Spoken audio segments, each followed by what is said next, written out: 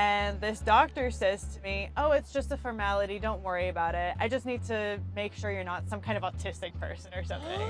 And I was No, that did not happen. I recognized, oh, I have all the symptoms of burnout, and they've been going on for like quite a while now. I often describe it as missing a book on how to be a human that other people ever see. And with ADHD, it's a lot more just getting distracted in the conversation, not being able to follow it, kind of thing. I think even when I did ask for things that I needed, the system is just not set up to facilitate that, even though everyone's super aware that burnout's this huge problem. Oh, you're not on this alone. This is not a you problem. It's not in your head that this is too much. One thing that would have really helped me is... Hey, this is Rafaela, this is Street Smarts, and we're on the streets because I am on a journey to figure out what is on the books that is like the book smarts of life. And what else can I learn that is actually the street smarts? Experience from people who went through challenges, who went through life-changing experiences, and how can I learn from those things? So there are several things that I'm trying to learn more of. One of them being going through stress and maybe even going through a burnout. So this is Street Smarts. We're on the streets. This knowledge should not be in a confined room. Today, I invited somebody super special to join me in this conversation, and she's gonna bring a different flavor to the table. She's called Jamie. She is a doctor. She is autistic. She's a woman, and she actually has been through a burnout. And I think I can learn a lot from her. I hope that you too. So welcome to Street Smarts. I'm gonna go to that bench and just wait for her. And let's see what she has to tell us.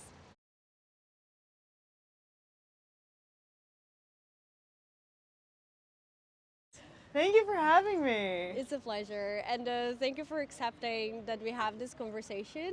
I heard, of course, a little bit from your experience, what you've been through, and that's, one hand, extremely inspiring, because I know how lovely of a person you are, how much joy comes out of you every time I speak with you. And yet, this is such a difficult topic to talk about. So I really appreciate your openness to it, to just be, I want to share my experience. I really want to talk about these things because these are actually important topics. Yeah, and I'm so glad to be able to share this because it has been such a journey, and like if it can just help someone else, then I really want to be able to share that and bring more openness about it because it's such a heavy topic that still unfortunately has so much stigma around it. It definitely is. But let's start maybe from the beginning.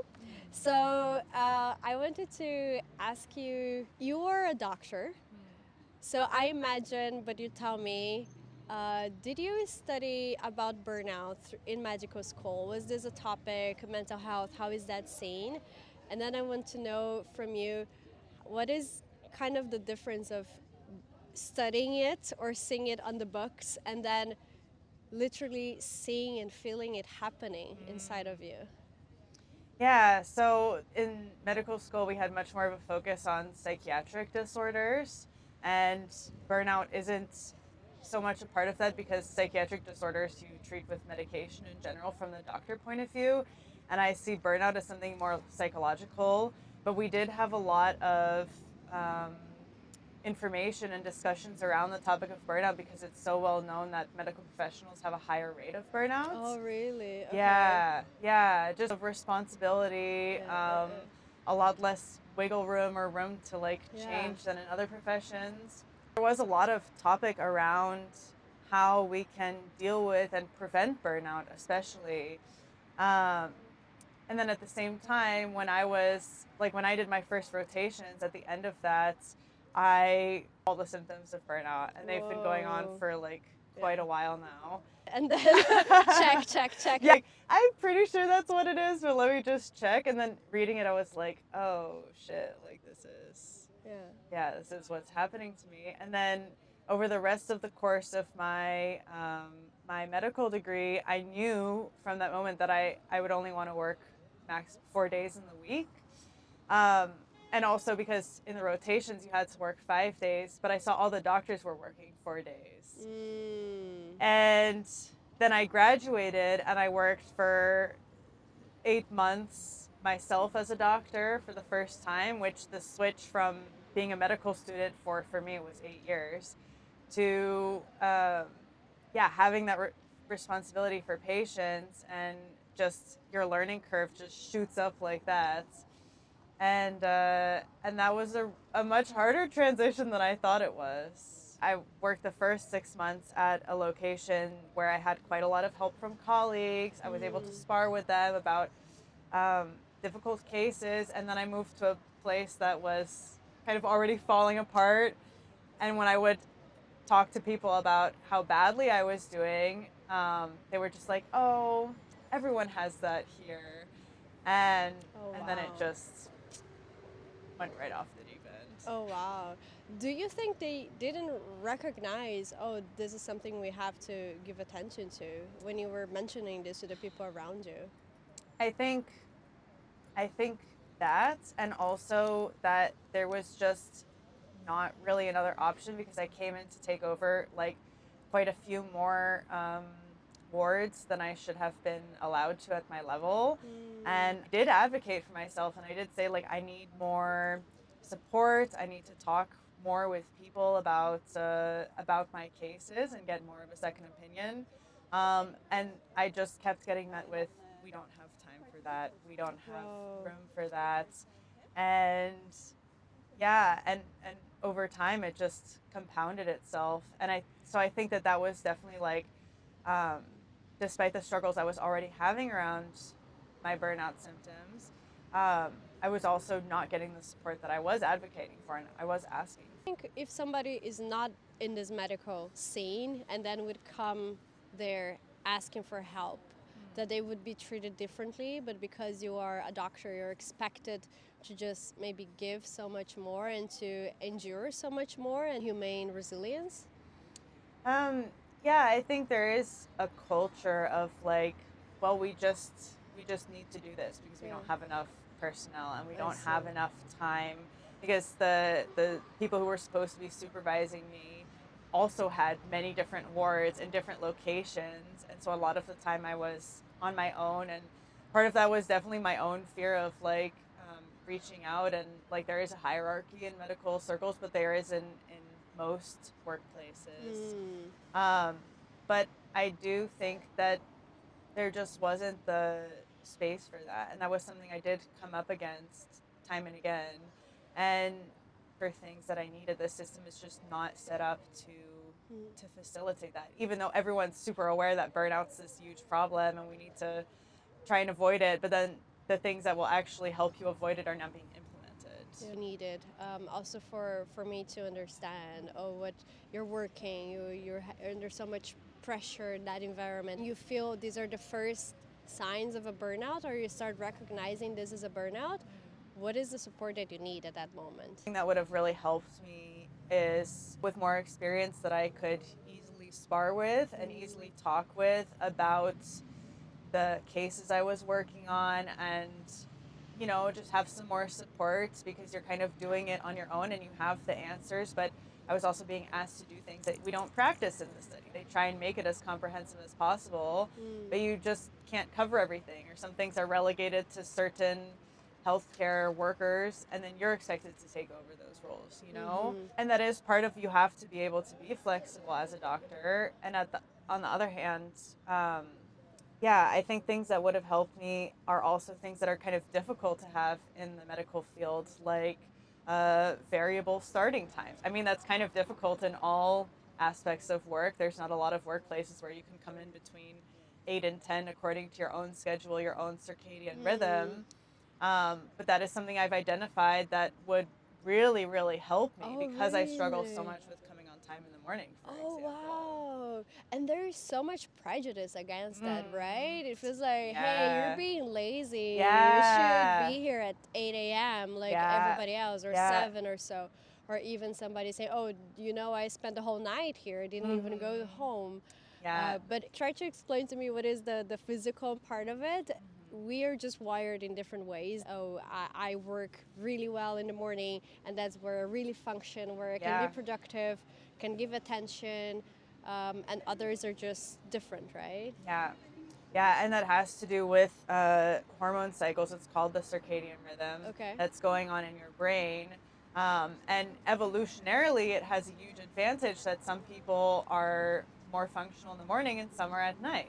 Oh, that's true. Yeah, Yes. yeah. Never And thought of that. yeah, and there's even theories that, like, teenagers, for example, have a much later circadian rhythm, so they do a lot better staying up later at night, because they could take care of the children of, like, the tribes way back when, you know? Wow. And not play video games at home. Yeah, yeah. Well, and teenagers need more hours of sleep. Women need more hours of sleep, and all the studies are done on men, Yeah. on cishet white men.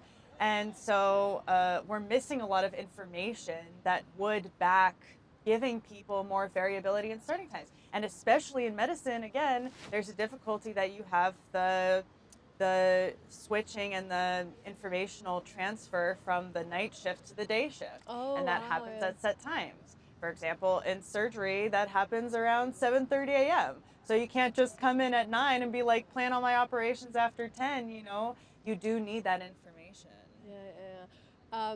But I have to ask, like, really honestly, did this, maybe I'm jumping ahead a bit, but did this make you also see working as a doctor a bit different? Like, do you still want to pursue it? How do you feel about it?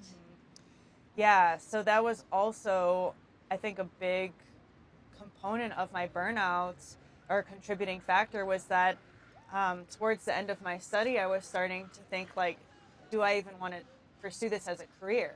You know, when I was 15, 16, deciding to go into medicine, you think, ah, yeah, the responsibility, I can handle that. Like, night shifts, whatever, I'll deal with that when I get to it. And then you get that in practice, and I started realizing, oh, that weighs heavily on me. Oh, I don't want to deal with continuous night shifts. And that just immediately crosses off a lot of specialization. Oh, right, yeah. And a lot of deciding what specialization you go into as a doctor is based on, well, I think, like, personal connections of who you like when you're meeting them on the rotations, but also in a large part aspects like that. Do you want to work in a hospital, which has these set times, which has these night shifts that you're always beholden to? And for me, the answer was no. And so that has been a large contributing factor of, how do I go back into the workplace, and in what sector am I going to go back into? It will probably be medicine. I do have some ideas, but it will be some of the rarer sectors of medicine where you do have more of that variability, where you have a possibility of working from home, of not going into the office as much. But that is exceedingly rare in the medical field. I imagine, yeah. Yeah. Whoa, that's a tough one. So actually, of course, it's not a good thing going through a burnout, but it made you, like, aggressively made you reevaluate and be like, before I enter those specialities for real, that you understand better what does it take from me, what will it take from my body, from my, my resilience. Yeah. Yeah, and I think the last couple of years of my medical degree, we could plan out more and more ourselves. So I planned, like, certain long-term placements where I was working 4 days a week. Oh, nice. And I planned, several months of vacation in between all of my rotations, and that had its effects, like, studying for 8 instead of 6 years, which it normally is in this country. And at the same time, it did make it more of a difficult transition in some ways, I think, to the working world, where I did work 4 days a week the whole time, but it was more of a difficult transition in the sense of, you have max 4 weeks of vacation, which is so much more than many other countries in the world. True. But it also didn't feel like enough when I was used to more than that, And so that was also something that weighed heavily on me, that has to do with, like, how we treat workers and stuff. And you can, I think, in a lot of places, take more time that's unpaid, but you do need permission for that. And that's also something that weighed heavily. And the money, right? Because if Yeah, you're not paid, yeah. then you need to save up for that time as well. And like so many sectors, more and more women, now that healthcare is majority women, salaries have gone down. We see this time and time again. It becomes less valued. It's difficult to pinpoint, I imagine, but do you think that your neurodivergence plays a role into you needing more, breaks, needing more vacation time? And maybe also explain to me what is the neurodivergence you have, or how do you feel about it? How is it for you? Yeah, so I have both autism and ADHD. There's so much overlap. That's a completely different conversation. But I do identify from both of those types of neurodivergence how it affected my working ability, and burnout is also a much higher rate in those populations. And a lot of people are starting to talk about how neurodivergence isn't like an inherent problem with you. You don't have a problem with it. Society has a problem with the ways that it affects you. The system, right? Yes, yes. And again, going back to like evolutionary terms, if you were a potter way back when, and you just like fix your own hours and you can get by like that, that's very different than this world where you have to be regimented 9 to 5. I mean, in most medical circles, 8:30 to 5. There's this sense of justice in both those types of neurodivergencies, which makes it really hard to accept, having a half-hour unpaid break and then needing to come half an hour earlier. And it may sound like such a trivial thing to so many people, but I really struggled with that. And with the autism, there's an aspect of needing to kind of recuperate from the energy that it takes to be social, and especially in medical work, you have to be on for the patients all the time. I was able to be myself enough that, you find myself more, which means that it takes less energy, but at the same time, I'm showing up there as Dr. Jamie. This is more my true self. I'm not showing up like this to patients, and that's fine. That's part of the game that we're all playing in the society we've created as it is now, but it's unfortunate, and it takes a lot of energy, and that energy you have to pay back at some point. Yeah. And one more thing I'd like to mention is on the ADHD side of things, that's where the difficulty with coming on time came in. Difficulty with keeping track of all the administrative tasks, keeping track of all of the different threads and things that you have to do. And it's really hard, especially as a doctor, that is so important to have those things down pat to talk about, because it is a truth of my experience, but nobody wants the doctor who may make a medical foul because of these things. Yeah, and so that's absolutely. also something that really affects my choice of specialization or where I want to reintegrate into, for example. So Jamie, can you help me understand? You said there is a lot of overlap between having ADHD and being autistic. What is it like? Maybe we start with autism. What does it mean being autistic? Yeah, so autism, I'm going to speak more from my experience and from like the medical side of things. But for me, the autism it means that I taught myself social interaction. It means that as a kid, I would tell my story and watch people's reactions and change it because of that, and practice eye contact by looking into the right people. This was all very conscious in a way that I've heard from neurotypical people it is not for them. Yeah. So the social interaction is a big thing. Sensory difficulties is a really big one. Strong smells, clothing not fitting right or being scratchy is a big one. And I have had more experience with really strong, disgusting smells in the medical sense than I think a lot of my colleagues have. So that's kind of ironic. But it's like kind of, for me specifically, the strong perfumes that's an irritation. And not so much like the morbid kind of smells that you could have in a hospital. Yeah, those I'm a bit better at just like tuning out, being like, that's the body, that's whatever. So strong perfumes do not bring the Dior here for you. Yeah. So the sensory, the social aspects, there's a lot of just like kind of balancing this sounds quite woo-woo, but balancing energies of like social energy, social battery, I think are really Yeah. good terms that help me understand it a lot. And also just, yeah, figuring out how much social interaction I can have versus needing alone time.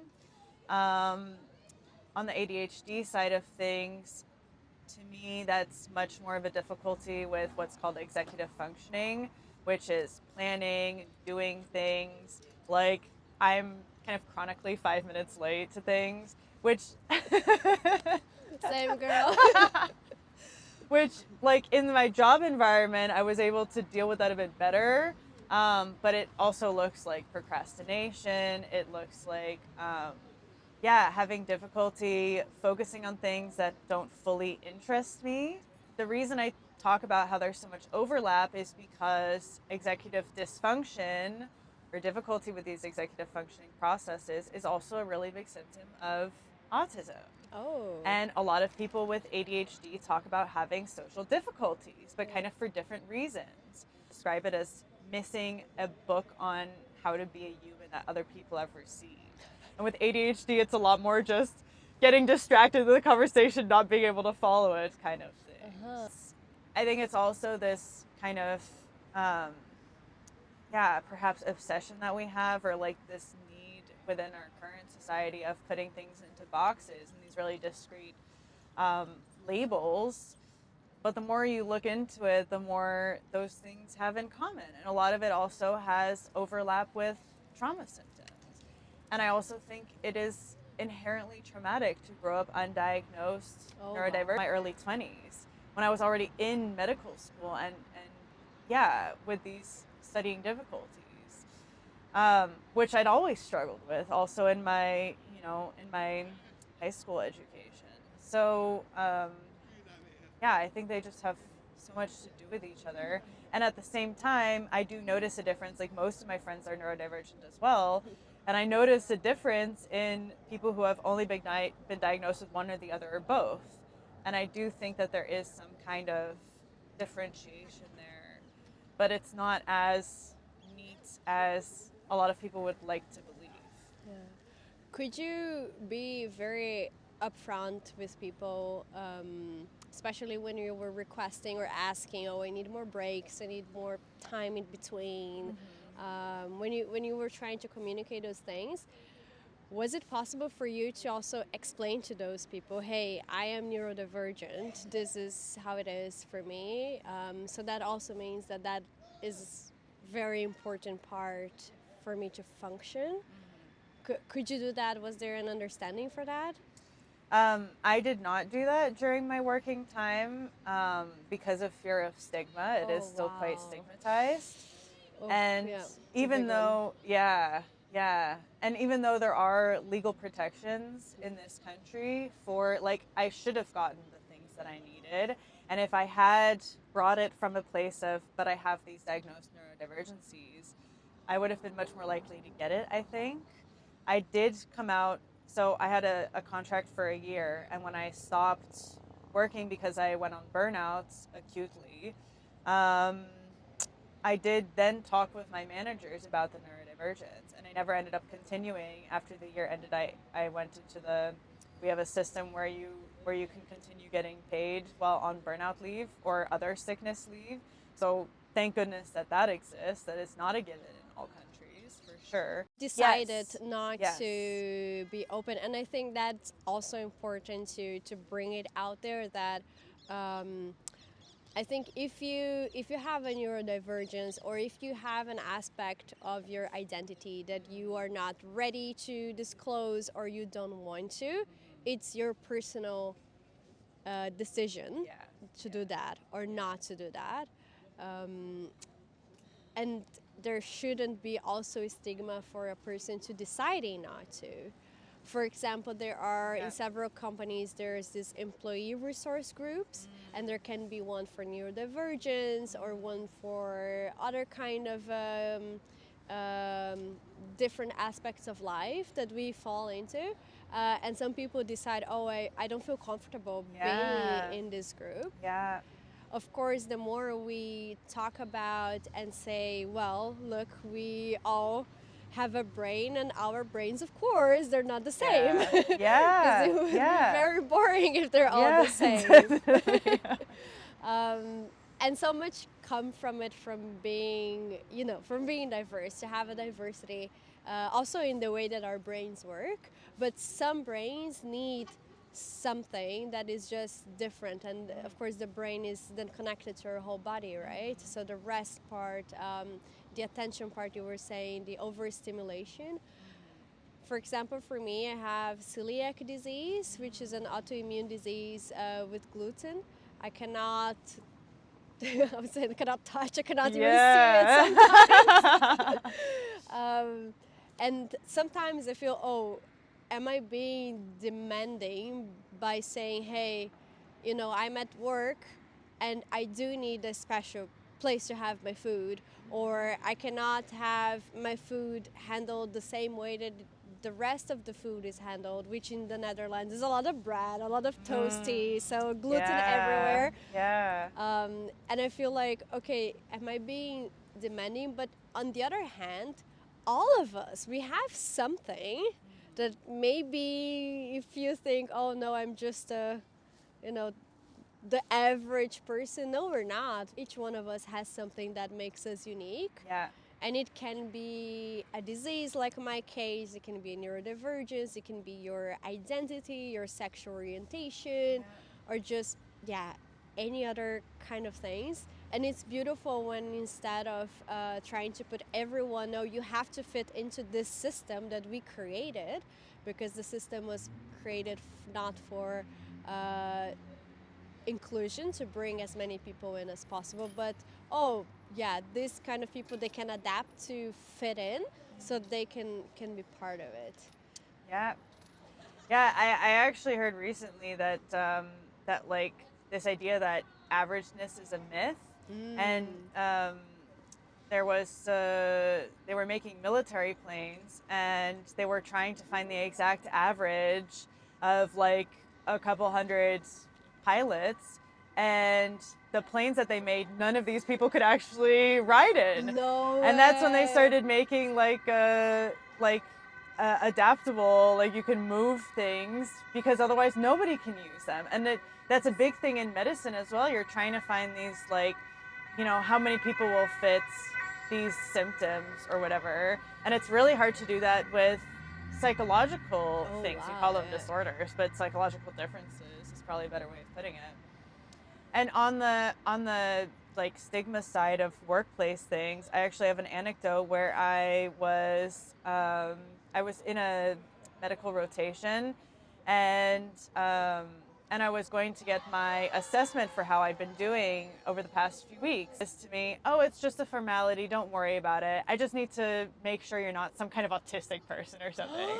And I was no, that did not have a that. doctor. I'm so sorry to hear, first of all, and also, what? Yeah, I was standing there like, if only you knew. Should I like tell him after I get the assessment, like, by the way, I am autistic? And I didn't, again, because of this weird fear of retaliation or stigma. But it's just like, I should have just gone to him and been like, you should not say that to random people because I'm autistic. But he wouldn't have believed me. I truly, genuinely believe that he would not have, like, there's such a lack of understanding. I even went to a psychiatrist in the beginning of my burnout for like therapy, and he had really good reviews, and I was like, okay, I'll try it out. And he gave me an assessment for depression and anxiety, and I scored positively. And he's like, here you go. And I'm like, but I know that I have these, and they're symptoms of my other things, like my neurodivergence. And this psychiatrist, I did an ADHD assessment with him, and I told him beforehand I was really afraid of getting a high score and not getting the diagnosis. And he was like, no, it's fine. The test is the test. So we take the test. I get 18 out of 18 symptoms. And the previous time I'd taken it, I'd gotten 16 out of 18. Oh. And he said, I'm not giving you the diagnosis. You don't have ADHD because it shouldn't have changed, which you think in 10 years I would learn more about myself and how it affects me, right? Yeah. I was not visibly stimming enough for him. I was doing it under the table because you learn to hide these things because it's not socially accepted to be Masking. like Yeah. tapping the whole time. And since then I've allowed myself to stim as much as I fucking want all the time in public because I'm so afraid of being like not heard like this again. And he said, and he also didn't believe that I was autistic. He wanted me to redo the diagnostics with him. I was like, no fucking way am I doing that. Because he told me I couldn't be autistic because I made eye contact and I had friends, which are two of like the most stereotypical wrong assumptions about autism that people have. And I was flabbergasted that was in like 2024, that at that time we're still making these assumptions. You're a psychiatrist. Like, so he was literally, what we were saying before, he was literally trying, Jamie, to be autistic or to have ADHD, you have to fit into this box. But what I see is different. Yeah, not even, because I fit in his box as it's made, like literally perfectly. And it was his own prejudices and his own like assumptions of whatever. And I get the medication. I'm not like pill seeking or something. I get the medication because, again, you have not everyone can do that. I think that's probably because I'm a medical professional and I can talk with my doctors like, yeah, I'm not going to abuse it and this is how it works for me, blah, blah, blah. So not a life tip. But that's not the reason I'm getting it. I want this validation. I want the legal protections. Exactly, yeah. In as far as we have them. Yeah. Oh, I'm so sorry that happened to you. That's horrible. Yeah, it sucked at the time. I imagine. In the middle of a burnout when it's so hard that was in the middle of the burnout. That was like a few months after I went home with burnout, yeah. And, okay, after you went on the burnout. Okay. Yeah. But it was still, I was doing so badly. Like, I could not do anything. And I was just like, and I like, at least I have enough like sense in myself and enough like trust in my own perception of my life that I could hear him and be like, what the fuck do you know? That's absolutely not, like, this is just not correct. But it's so frustrating because it becomes part of my story. Oh yeah, I've had these diagnostics and it hasn't come out while I know that I have it. Yeah. Just because the person didn't want it. Yeah. Whoa. They have some other assumption of me or some other view, and they're not actually listening to my experiences in that moment, and my understanding of myself. I think another thing that plays a big role is the self-judgment and how we might criticize ourselves and be asking ourselves constantly, oh, is there something wrong with me? Yeah. So I can only imagine if you are then in the burnout, in the midst of it, and you said you were having super terrible time, that you're already maybe questioning those things. Why I cannot make it? Why can't I just, shake it off? And then somebody also comes and puts so low something that is, for me, a characteristic. Well, you're autistic, that's a characteristic. It's not something to degrade anyone. Yeah, and it's, I really think that it was his assumptions of how that's supposed to look. And again, like all of the studies, all of the diagnostics that we have been done on small, white, generally upper middle class, cishet boys, or young boys assigned male at birth, right? And so like there's a lack of understanding around the female neurodivergent experience, and that's starting to come out more and more. But again, you're like, it's 2024, and how are you not on the same page? Yeah, right? Absolutely. Well, shocking. Yeah. Really shocking. So you mentioned earlier that you could not present like this if you would be in the hospital working, which is so sad, because what it tells us is that, we established that, for example, having colorful eyes or wearing something with maybe pins or something that show a little bit of, this is different, this is even funny, this is like, so cool, that is cannot be professional, that cannot be taken seriously. And of course, with that, I want to go into the topic of being queer. So you identify as pan/lesbian, right? And yet what I'm hearing is that you couldn't express that in the workplace. So do you tell me how is the experience? I'm queer myself, and not being able to share it, I can imagine just must put so much additional stress to an already stressful situation. Yeah, I think that like it also has to do with hiding your true self and masking and trying to do this societal dance, um, because it's not as accepted. And like, um, I still, I have my work clothes and my me clothes, and my work clothes are still colorful and they still show Nice. this aspect of myself. That is a way that I'm able to like comfortably kind of be myself in this world. Um, and at the same time, there's definitely an expectation, especially in these like really high level, locked behind academic achievement kind of professions. And it's unfortunate. And on the topic of queerness, like I had mostly come up to positive experiences with it, but I also have an anecdote about that because Oh, please. I was working at I was finishing my degree at a medical, what would you call it, at a medical institution, and I had, people were at the lunch table going around asking what everyone was doing in the weekend, and I was like, oh, I'm going to a Pride festival in Utrecht or something. And everyone was just like, oh, wow, cool, and I go and I was able to do some of the work during that period from home, and so I dyed my hair rainbow for the party. Nice, beautiful, love it. Yeah, it was so much fun. That's another way I love expressing myself. And you did it yourself, just parentheses here? Yeah. Just like all like love it. awesome. And I could send you a picture if you want to do. insert it. It was really fun, but I understand like these kinds of stigmas around it and stuff. And so I wasn't planning on going into the office, but I was talking with some colleagues about it, and they were like, please come in, we want to see it, that's so fun. And so I went in with the rainbow hair, and I didn't have direct patient contact, but there were like, patients coming in, and like maybe more than other days. So I felt a little bit bad about that, because I don't want, that again, like, even if the institution had been accepting of it, you don't know how people have all of their own assumptions, and so I don't want to like,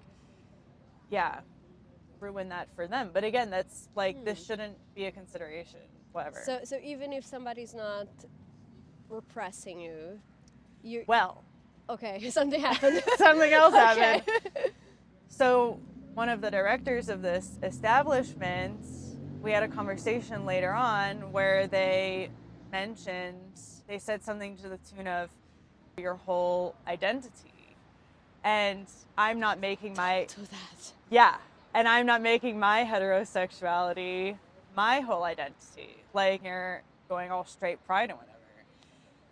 And I was like, I told you guys what I'm doing on the weekend. I'm not gonna lie about what I'm doing. I'm going to this pride event. You don't know anything about my sexuality. You're assuming, like, I could be straight and going as an ally, right? You're assuming these things. Yeah. And also, it's homophobic. It's inherently this like, it's inherently this like, oh, well, maybe I'll accept that you're loving who you love in private, but don't bring it around this office. Yeah. I mean, I've also had in my personal life, I put out a pride flag and my landlords demanded that I took it down. No in a country that's supposed to be very accepting of that. In the Netherlands, Yeah, and all of these things, I don't think that they directly tie into the burnout in the way that the neurodivergence in the workplace does, but they're definitely stressful situations that you take for granted if you live a heterosexual life. Absolutely, yeah. And you're not trying to bring awareness. And I wasn't even trying to bring awareness into that workplace situation. I was just trying to be myself. So I want you just to understand the picture here. Yeah. You literally just had your hair dyed. So you didn't come in singing like one of the gay hymns. You were just like... hand out like rainbow pins or stickers or whatever. Give like leaflets. Join the queer agenda we meet on Thursdays. We don't do that. That doesn't exist. No. I wish, man. With the dyed hair, and this person, like you said, they assumed first that that you are queer, Yeah. that about something about your sexuality, where it could be just, as you said, also just a supporter. And then they also assumed that this is you making it your whole identity, where it's just Yeah. one part of your body, actually. Yeah. Yeah, absolutely. And it's, you know, it's just ridiculous again that people nowadays are like, okay, we kind of accept it, but as long as you do it at home and in private. And one of the colleagues there was an openly homosexual person. Mm-hmm. And so it's not even like a, yeah, it shouldn't be some big secret. And I didn't have a partner at the time, but you would want to be able to talk about your partner just like this director talked about their partner. Yeah, And they were in a heterosexual relationship, yeah, I but see. yeah. Whoa, that's tough. So going Yeah. out in the world and just like, okay, I need to mask, I need to, just blend in with my environment. And that is just, yeah, must be anxiety driving, and just you trapped, like your own self mean to come out and can't. Yeah. And yeah, that can lead to a meltdown, right? Which is Yeah. different than a burnout, actually. Yeah. Yeah. So when I hear meltdown, my first thought and context is in the autistic Okay. context, which is something that a lot of autistic people experience. It's often kind of like hard for people to parse it out. It is different from anxiety attacks or panic attacks. I think in my experience, the difference is panic attacks tend to be shorter and more intense. Meltdowns tend to be a like complete shutdown of ability to function. I think a best example of going into a meltdown for me is like if my morning routine got disrupted once in a big way in the beginning of the burnout, so that definitely played a role. And I had a meltdown for like most of the morning, and I just kind of like sat on my kitchen floor and cried. And when I was in the last weeks of my burnout, I was running to the bathroom several times a day to break down in tears, to just like Oh, squat I'm on the so floor and sorry. just cry about this with people. And like at the time it was just like practical, like I'm not gonna cry in front of everyone else, I did cry in front of a lot of people. But you had Thankfully to no hide, patience. yeah. But yeah, I just went and hid, and like because I took a lot of sick days when you're more hormonal as a, you know, person with those kinds of hormonal symptoms. um I knew that I would not be able to, and it was also because of the increasing burnout symptoms, I would not be able to go a whole day without breaking down. And the times that I did force myself to go to work and I broke down in front of colleagues, they sent me home. So I was like, okay, I'll just, you know, save you the trouble and call in sick, which is tough and not accepted in a workplace environment generally, even though we don't have like a limit on sick days like in the United States, for example, which is just absolutely ridiculous and mind-boggling. But it does affect the workplace. I can completely admit that as well. And so when I was like running to the, well, I think to your point of like having to hide who you are, um like in the last days of my burnout, I was organizing help for my autism. I was organizing an autism coach. Nice. And yeah, very grateful that we have that Amazing. kind of support Good. in this country and that I was able to receive it. And I was pacing around this conference room, like head in my hands, like, yeah, I'm doing horrible. I'm doing so bad. And yeah, you can't be like that with patients. I have to like stand up and be very like, you know, it's so hard. It's I so hard. imagine. I imagine. Whoa, Yeah. no, that is a lot. Is there anything, I think, also for neurotypical people to know how we do the world a little bit better Mm. for avoiding meltdowns, avoiding that people go through a serious burnout, especially people who are neurodivergent? Yeah, I mean, I think just like having understanding it's and just empathy. Like we lack so much empathy in this world. I'm sorry, but like But sorry, we really, yeah, we really have an like that. empathy problem, and I think it's just people being open to hearing, oh, you're autistic, tell me about that. Yeah. Oh, you have ADHD, how does that affect you, and how can we support you in the workplace? And instead I've heard so many times, oh, you don't seem autistic. And you hear it as that this, is like, not a as compliment. yeah, it's like, what do you mean by that? And again, that's why I stim so visibly now in a lot of spaces, because I want to bring that awareness. Like That's good, yeah. Yeah, I want people to see it and be like, okay, that's normal, and I'm sure it weirds people out, and that's fine. That's on them. That's their shit to work through. Yeah, But so many people are so afraid to be themselves. Yeah. Again, because of this stigma and because it's not accepted, and especially in this country, there's this saying "do normal," which literally means be normal. And it's just used as like I heard this a lot growing up. And again, that's the thing about being undiagnosed as a kid, is you're just told to be normal, but you don't understand what normal is or what Normal, just like I said, they couldn't make a plane that is normal. Yeah. Like that is average. There That is doesn't no exist. average. Yeah, and like I think a lot of it just comes from a place of like, what do you need and how can we get that done? And I think a lot of neurotypical people, especially in the workplace, especially in this society, especially with capitalism, have this feeling that that's unfair, that it would not be fair. But I think so many of the changes and the things that I could get that would really help me with my burnout would help neurotypical people as well.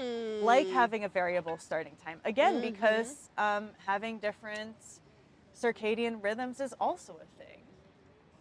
For everybody, exactly. Yeah, that's really hard to break.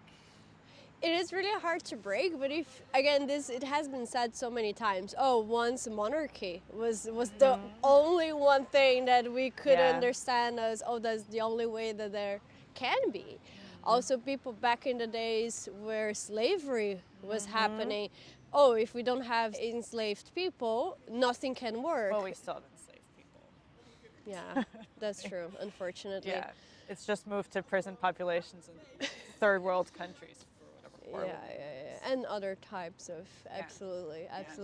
But so the systems are in place, and it feels so impossible to change them. But if we start to talk, okay, people have different needs. If we make it more flexible, it's not only for this portion of society. There are also other people who can benefit from that. Definitely.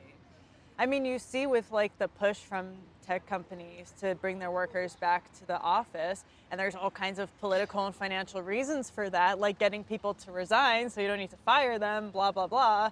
But like so many people got a taste of that during the COVID pandemic and realized, wow, this flexibility actually really benefits us. And it also benefits us if we can choose when to go to the office and figure it out. But well, I'm on this journey myself to figure out, okay, what are things that other people have been through? What can I learn from them? And sometimes it's things that can directly impact or affect myself. Sometimes it's different things like neurodivergence and just other aspects of life for you in a very specific setting of being a doctor. And I think learning from others' experiences just enrich us in a total.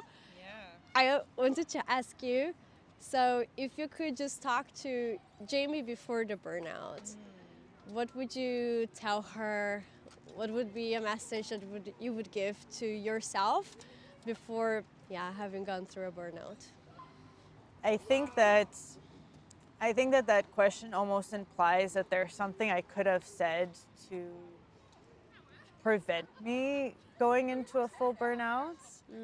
And I don't think that that's the case. Oh, wow. I think that this needed to happen. Wow. And I think that it needed to happen this way as well for me to learn about what boundaries are and how to implement them, to learn to advocate for myself better. And like, I could have told my past self about that and to listen to myself more and to advocate for myself more, but I was practicing those things when I went on burnout. And I think I had to learn about it this way, and I wouldn't want to change anything. I really think that, you know, things happen for a reason and not in some big metaverse spiritual way. Okay. But that, like, I would not have gotten the experiences I'd had otherwise. Oh, wow. Yeah.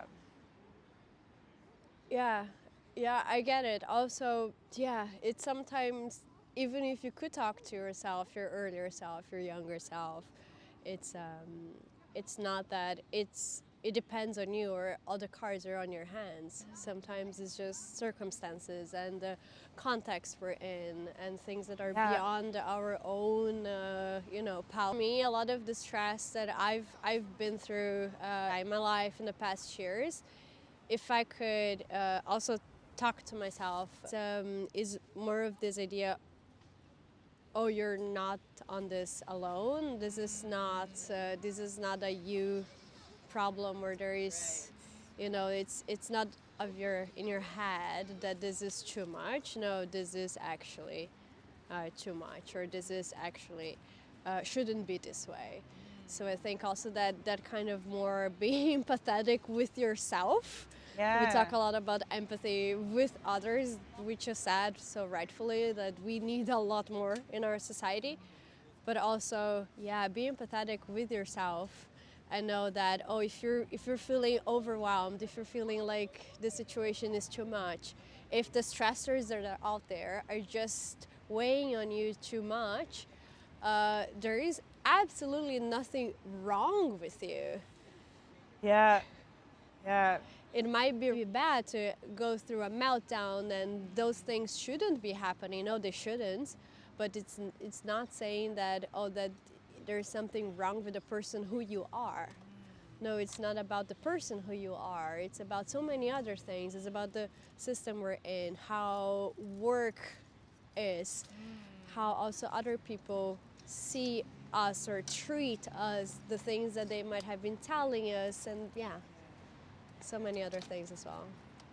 Yeah, I think that's so beautifully said, and such a good point, because, like, even though for many years I'd been kind of practicing and training myself I knew I was going to have a burnout for a really long time. Whoa. Like, since that first rotation, I was like, man, I got a taste of it, and I took, some time, and I just kept on going. I didn't even really take time, but I just kept on going.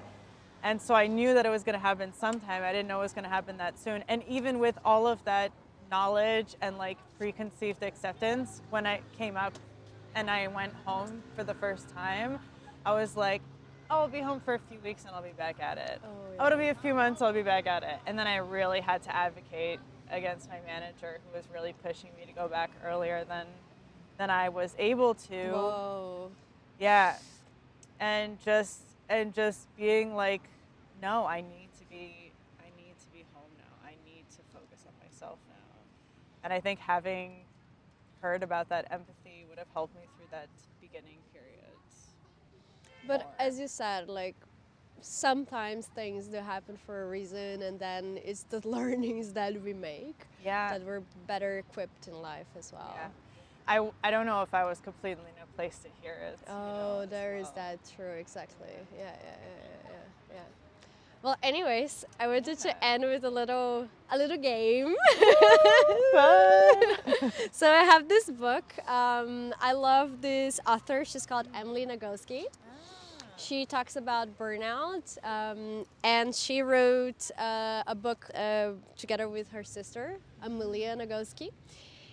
And this is the workbook. So these are little things to do if you are going through a burnout or it's a very stressful situation, like tasks or things to think about and reflect on to help you through it. So I can definitely recommend it. So the game is, you know how it's hard to just say enough? You said yourself that at some point you drew the boundaries yourself, and then you had to say, okay, now stop. So saying stop, saying enough, saying, okay, not anymore, can be really hard. So I want you to think of any situation that you would want to say enough to. And instead of course, you're not reliving a situation here, but what I'm doing, I'm just gonna flip the pages. And whenever you're ready, I want you to say enough and have that power of, oh, this is the enough that we're saying also to those situations. And then I'll end up in a page with something, and then let's talk about what randomly we get from here. All right, let's do it. Is that good? Yeah. Do you have a situation in mind? Yes. Okay, so it's happening. Such a kind enough. Enough. Kind but assertive. Kind but assertive, absolutely. Okay, so, oh, this is talking about sleep. We were talking about that. How interesting. Yeah. It's talking about segmentation. I'm going to read a little part for you, and then we elaborate on that. All right. Some folks need one long night's sleep. They are monophasic sleepers. Many folks wake up for an hour or two in the middle of the night, then fall back asleep. Others do better with a short night's sleep and a long nap during the day. As with the other variables, there is no better or worse way to sleep. The point is to discover how your body sleeps best and discover if you can use the knowledge to improve your well-being. How was sleep and burnout for you? Yeah, that's such an interesting question, because a really big symptom that kind of clues me in when I'm reaching that point, or like having more stress in general, is that I have a really hard time waking up and getting up in the morning. Yeah. And I think that's always been a struggle, in part because of the neurodivergence. Like, I generally sleep pretty well, and I'm lucky that I fall asleep pretty well, but definitely in the worst periods of my burnout, I did experience waking up in the middle of the night more often. And it kind of goes up and down. But yeah, I do notice that, like, I have a lot more restless sleep when I'm in that more stressed space. Yeah, of course. Yeah. And then it's like a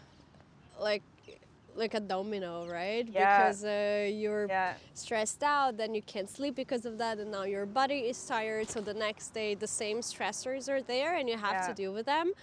And now you don't have the physical power to go through them. Yeah, and there's this phenomenon in neurodivergence, or that a lot of neurodivergent people experience, which is called revenge bedtime procrastination. Oh, wow, what a name! Yeah! Wow. Which is basically where, like, because you do not feel, also because of the constraints of capitalism and work as we have it now, you don't have enough time to yourself during the day. You stay up late doing the things that you do enjoy, but you stay over the amount of time that you actually should, that you know that you would be getting a good amount of sleep.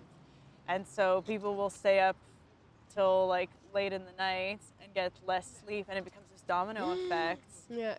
As you stay more tired, and then you don't have enough time, and it just goes on and on. And that is a revenge, so how? You're stealing back your time. The time that is, like, forcibly taken from you because you're forced to work a certain amount of time to pay your bills. I see. I think that's my interpretation of it anyway. And is it, like, special for neurodivergent people? Because I can relate to that. Yeah, well, I mean, it is, like, something that's talked about a lot in neurodivergent spaces, and a lot of neurodivergent people can relate to. Yeah. But again, like we were talking about earlier, just like I think a lot of adaptations would benefit neurotypical people, this is not something that is exclusive to a neurodivergent community, right? Oh, yeah. Also, I mean, it's a we all spectrum, suffer under right? capitalism. Absolutely. Also. Absolutely.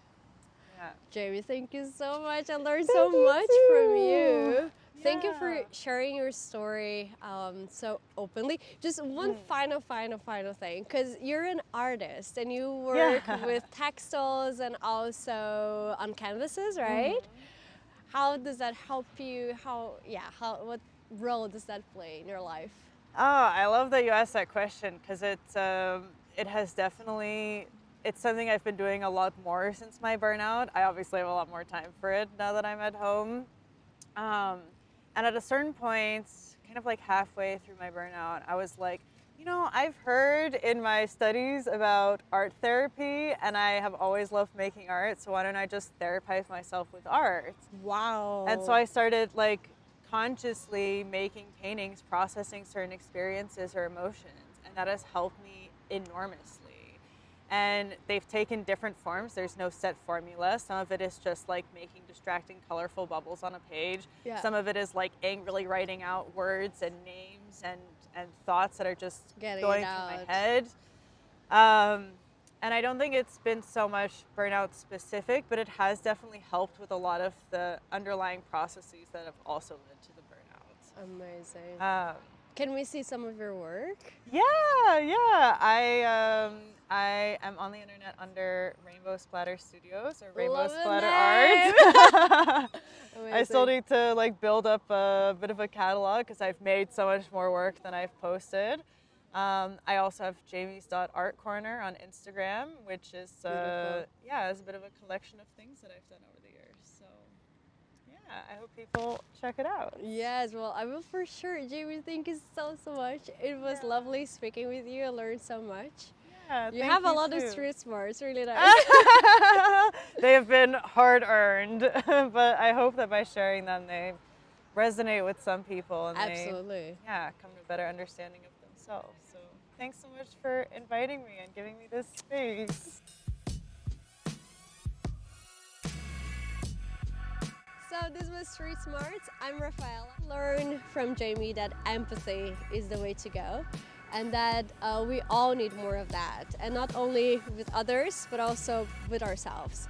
So having empathy and looking at ourselves with love to be understanding of the situation we're in and what we're going through. So this was Street Smarts. Follow the channel for hearing more of this kind of stories, also for following me on this journey to learning what are the street smarts that are out there. Thank you for joining me. See you next time.